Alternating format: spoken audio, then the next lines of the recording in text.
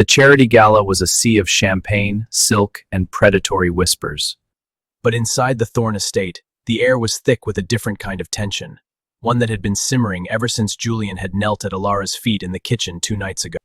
Elara stood before the full-length mirror, her fingers trembling as she smoothed the liquid gold silk of her gown. It clung to her curves, bold and unapologetic.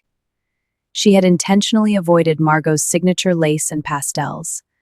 Tonight, she wasn't a shadow. She was a fire. The door clicked open. Julian stood there in a tuxedo. He stopped dead. He watches Elara mesmerized. His eyes traveled from the exposed skin of her shoulders to the curve of her hips, his jaw tightening until a muscle pulsed in his cheek. He wasn't looking at a replacement. He brought a jewelry box with him, a pearl necklace of Margot. "You look different." I'm not wearing her pearls, Julian. I'm not wearing her memory.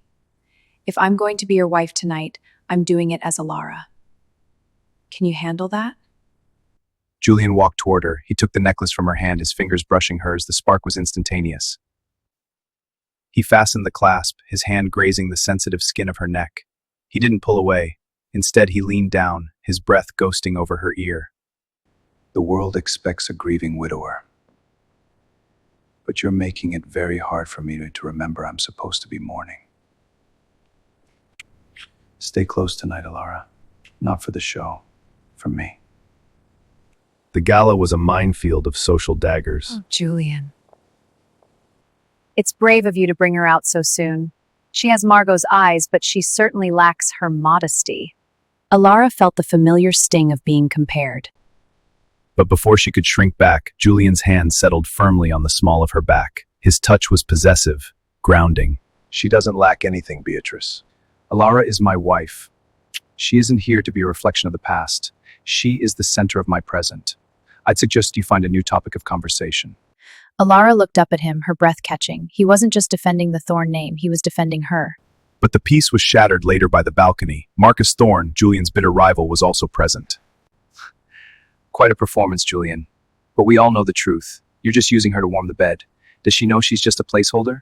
Does she know you close your eyes and pretend she is Margot?" Say another word about her, and I will erase you from this industry and this family. Julian, stop! And the sheer looked at Elara, and his gaze made her heart go at Marcus. He was angry at how much he cared. He was terrified of how much she had breached his defenses. He grabbed her hand, his fingers interlacing with hers, and dragged her toward the exit. Why? Why did you say those things back there? You said this was a transaction. "You think I want this? I wanted to be alone in my misery. I walk into a room and I look for you. I touch you and I feel like I'm finally breathing again." He crashed his lips onto hers. It wasn't a gentle kiss. It was a collision, a desperate, starving release of months of pining and weeks of denial. It was the kiss of a man who had finally stopped fighting the current and let himself be swept away. Did you kiss me because you love me, or because you're terrified of losing me? Part 6 coming soon. Subscribe to know.